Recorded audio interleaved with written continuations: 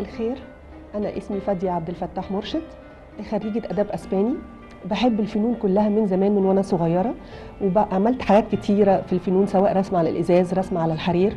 ولما كبرت بقى شوية ابتدى في الديكوباج طلع، فابتديت أتعرف عليه، أخد كورسات وأتعلم فيه، فابتديت أحبه جدا، وبقيت هو ده اللي متميزة فيه دلوقتي. يعني هعمل لكم النهارده طبق ديكور، ممكن بيتحط على الحيطه، بيتحط على الستاند، او بيتعلق على الحيطه، بيعمل اشكال لطيفه. ممكن نعمل كذا شكل مع بعض يدوا تابلو كبير بس متقسم كتابلوهات صغيره.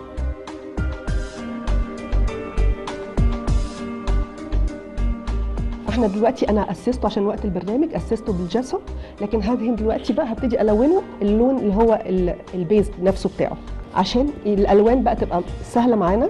هرش بس شويه ميه ونبتدي نلون اللون اللي احنا اخترناه عشان يليق على الرسمه اللي احنا عملناها. الالوان دي اكريليك، ممكن بتستخدموا اكريليك، ممكن بتستخدموا تشوك بينت، كل واحد حسب ما هو بيرتاح بيستخدم ايه، وكل حاجه ليها استخدامها برضو. يعني في حاجات التشوك بينت مش شرط نأسس خالص يعني، وحسب برضو خامه الالوان ونوعها. في الوان بتبقى يعني الخامه بتاعتها قويه كويسه، فمش محتاجه التأسيس قوي قوي، هي لوحدها بتعمل تأسيس وما بتبينش اي مشكله خالص يعني. لكن في كل حاله احنا بنأسس يا اما ببلاستيك ابيض او الجسو، قطعه الخشب. وفي ساعات لو بنعمل فرنتشر ممكن نعمل سيلر. السيلر برضو بيبقى تأسيس حلو جدا لاي قطعه الفرنتشر نفسها يعني. احنا كده عملنا اللون البيز اللي احنا عايزينه عشان نبتدي نشتغل القطعه بتاعتنا. هننشفها بقى ونحاول نرجع نعمل الحاجات دي.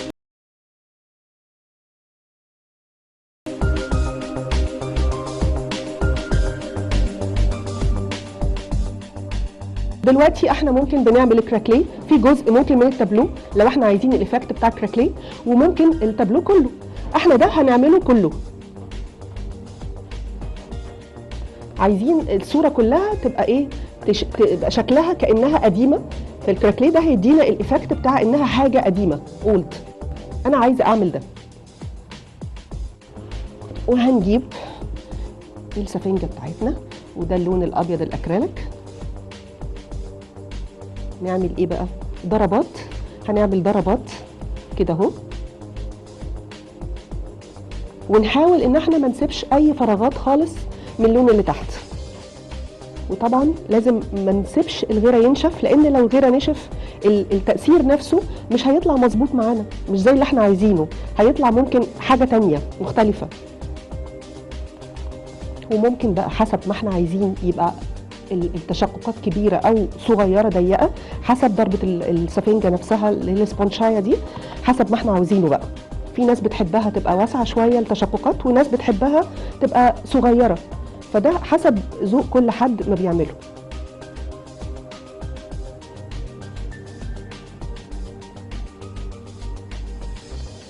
احنا بنحاول نغطي كل اللون اللي احنا عاملينه اللي هو الازرق البيز بتاعنا. وطبعا احنا مختارين اللون ده عشان خاطر الرسمه اللي احنا اخترناها، يعني لازم يكون في ماتشنج بين الرسمه وبين الالوان اللي احنا بنعملها. وطبعا دي اذواق مختلفه، كل واحد بيبقى حسب بقى ذوقه. احنا دلوقتي هنحاول ننشفه طبعا بالسشوار، عشان الكراكيه نفسه بياخد وقت، فهنحاول ننشف بالسشوار.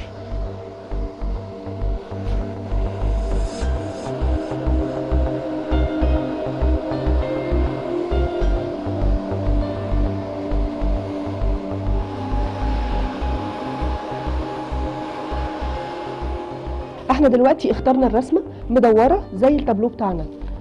طبعا في بيبقى كل الاشكال، في مربع، في حسب ما حضراتكم عايزين يعني الرسمه اللي تعجبكم. فاحنا دلوقتي هنقص الدايره دي نفسها عشان خاطر لما نيجي نلزقها تبقى قد البرواز نفسه والتابلو اللي احنا بنعمله. في ناس ممكن تشيلها بالميه، يعني بالفرشه والميه تشيل الزيادات، لان ده نابكن. وفي ناس ممكن تقصها بمقص، انا هقصها بمقص لان هي دايره على بعضها. لو انا بفرغها من جوه بس هروح عاملاها بالفرشه بميه. احنا دلوقتي قصينا الورقه بتاعتنا على قد التابلو بتاعنا، فهنلزقها بقى ازاي؟ هنلزقها بورنيش.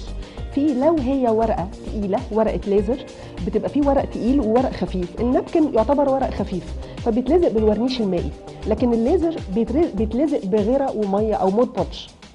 فاحنا دلوقتي بقى هنحط الورنيش بتاعنا، والحمد لله خلاص دي نشفت اهي. هندهن الورنيش في كل التابلو بتاعنا عشان الورقه تلزق، وهنحاول ان احنا ايه ناخد بالنا من اي فراغ موجود.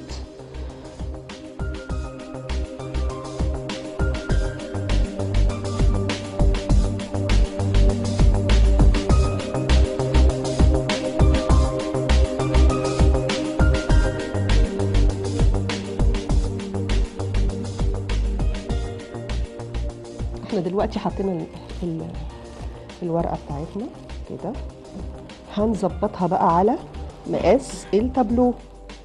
بنلزقها نحط الورقه الشفافه دي عليها، وبنجيب منديل او كارت، بس طبعا المنديل احسن لان الكارت هيبقى تقيل على الورقه دي.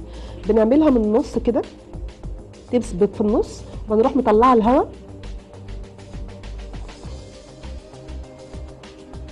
من النص لبره عشان اتاكد انها مسكت. احنا دلوقتي الحمد لله اهي اتلزقت. هنروح عاملينها بورنيش برضو مائي على الوش عشان نتاكد انها ثبتت وبيديها حمايه. طبعا هي بتاخد كذا طبقه حمايه، بس اول طبقه دي مهمه قوي قوي، وبنسيبها تنشف بيها عشان خاطر الورقه نفسها تثبت على التابلو بتاعنا او على الطبق اللي احنا عاملينه وتحميها. ولما الورقه تنشف خالص خالص هيبان لنا بقى تاثير الكراكليه ده تحتها، وهنلاقي فيه حتت منها واضحه قوي، بس لازم الورنيش يكون نشف كويس جدا. احنا لما عملنا تاثير الكراكليه عملت برضو الفريم الصغير ده اللي هو مش هيبقى عليه ورقه بنفس التاثير، بس هيديني تشققات صغيره. انا عملت ضربات السبونشه بتاعتها صغيره عشان خاطر تدي تاثير صغير غير بتاع التابلو نفسه. طبعا عشان خاطر نسيبها تنشف شويه ممكن بس نعمل بسشوار بسيط، ولو ان المفروض نسيبها تنشف لوحدها عشان الورق نفسه ما يبقاش ما يحصلوش مشكله يعني.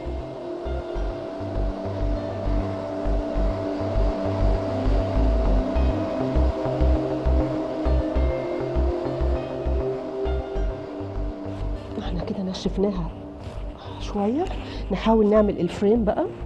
هحاول اعمله يكون بنفس الوان اللي في الورده، بحيث يبقى نفس الميه بتاعتها، ما تبقاش حاجه غريبه. وده هيعتبر برضو كاني بعتق الفريم بتاعها، هيبين لي التشققات اللي انا عاملاها للفريم ده، هتديها لون نفس لون اللي في الورده، ولما تنشف هتدي فاتح وغامق، لان في حاجات غائره بتاعت الكراكليه اللي احنا عاملينه. فاحنا دلوقتي بندي الفريم كده لون يحدد الرسمه بتاعتنا. طبعا في ناس بتحبها تسيبها لونها ابيض، ناس تعملها ازرق غامق، ناس تديها لون من درجه الورده، يعني هي اذواق برضو. بس انا عاجبني الدرجه اللي هي نفس الدرجه اللي هي الفاتحه، فعشان كده عملتها تبقى لايقه عليها، تبقى من نفس ميه لون الورده. بس ايه رايكم؟ يا رب يكون عجبكم.